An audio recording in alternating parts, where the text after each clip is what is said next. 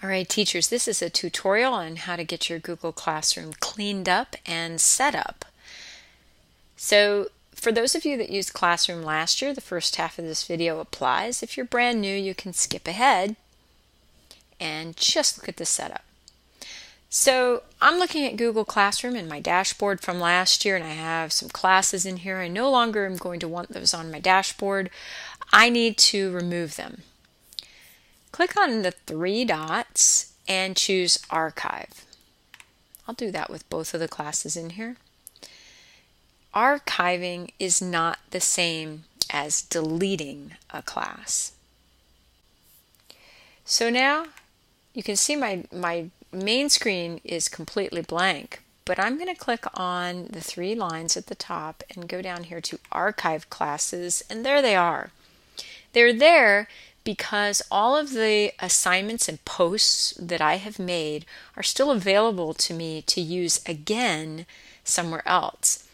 The other piece of this is that the Google Calendar that is associated, you find that in the About section, is also still active. So, two options for you as a teacher. You can completely delete these as long as all your assignments are in Google Drive in some location. Or you can do a little bit of extra work and keep these in the archived. So let's do one of each.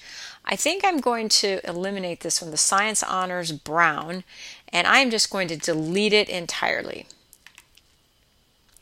With it, and as I go over to Google Drive, let's get into my classroom.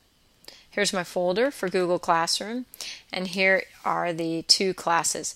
They still exist, and so I am going to create a folder that says Archive from last year, and I'm going to move these two classes folders out of Google Classroom because I don't want to have a messy Google Drive. All right, so I've done my archiving and I've done a deleting. For that one that I still have archived, I'm going to have a quick show for you here. Whoops, let me get into Google Calendar. And I'll refresh that real quick so we can see it. Oops, sorry about that. So I still have the Science 1 Brown showing because I only archived it. I did not actually delete it. If you really just want to keep it archived, the best policy is to click My Calendars, go to Settings, and to uncheck in the Show in List.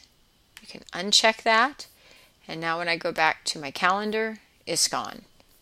So that's your option if you want to keep Google Classroom courses just archived rather than deleted. Okay. So we've got a nice clean looking Google Drive. We have a very clean looking Google Calendar. Now let's get back into the main screen of Google Classroom and let's start making classes. Click the plus sign and create a class. Our naming convention should be the name of your class and then the class period that you are holding it. But before I put a 1, which seems logical, I'm actually going to use the last class period that I have. And keep in mind, if you have a really long class name on a computer screen, not on a phone, but on a computer screen, it will truncate it to the first 20 characters. So try to keep this down to 20 characters or less. Under section, this is really not a section. This is just a subheading, if you will. So I'm going to create my 8th period class. There it is. And now I'm going to go back and I'm going to create a 6th period class. So let's take a look. I've got 6 periods showing up before 8th period. I put these in and they come in front of the one previous. So if you want them in the order that you have them, you've got to put them in backwards order.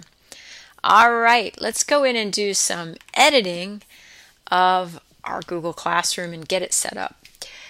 The themes, Google tries to predict based on the name, and that's why we put our class name first. But let's say for science, I'd rather have it look like this one for the 6th period. And then I want to get really fancy on my 8th period honors class. I'm going to upload a photo. And if you look in Google for large photos, you can usually find something extraordinarily beautiful and that works really nicely for your classroom subject.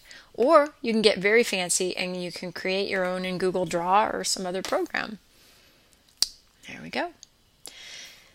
Under students, as in the past, we try to use the code so they can join your classroom at will using a code. The reason that's easier is when you have new students coming throughout the year, you're not having to get yourself wrapped up in tech right when they walk in the classroom. They can join immediately. I suggest that you have some kind of a poster in your class that shows the code for students to join. This setting should probably be started with only teachers can post. This is who has access to posting in the classroom stream, and it's a great tool, but if you start with just you and then turn it on when it's needed for times when you have maybe a session where they're doing test review or they have a lot of questions, maybe they want to post some research that they've found, then I'd open it up, but I would close it and open it whenever it's necessary. The About section, you can write up a nice class description, maybe even about yourself. You can put in your room number, and just below, you can add all kinds of materials, including your syllabus. You could put a video in there if you wanted to.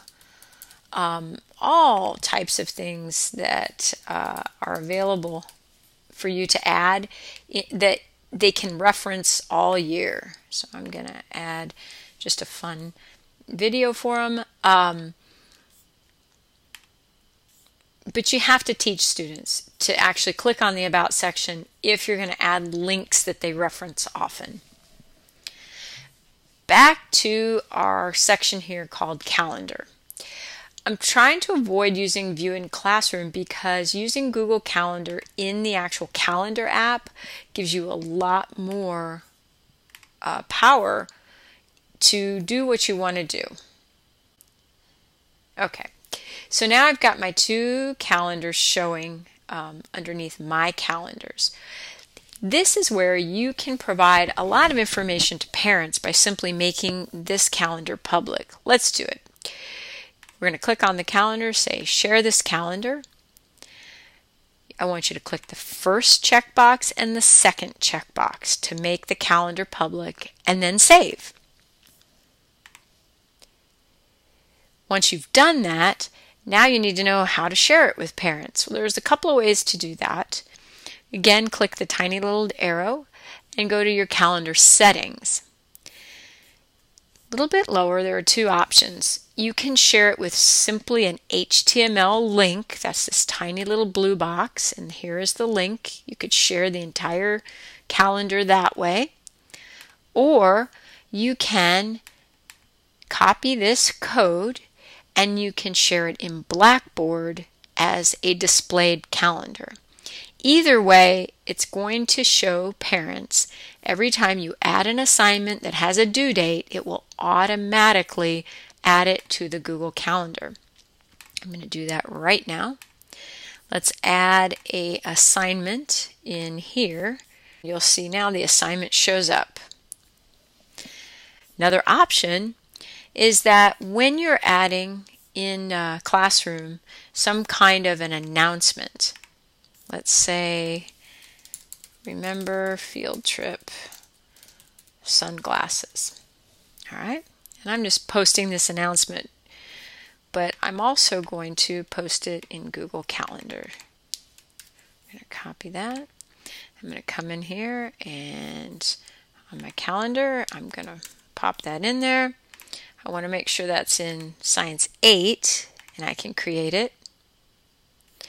The other thing I can do is I can also add it to Science 6. So if you want to make announcements, did you see how fast that was? I can make it in Google Classroom, but I can also add it to the calendar and people will see it. That should be it, setting up your Google Classrooms. Assignments will show up in Google Drive in the folder of each of these, and they're only going to show up there when you've added something and students have responded.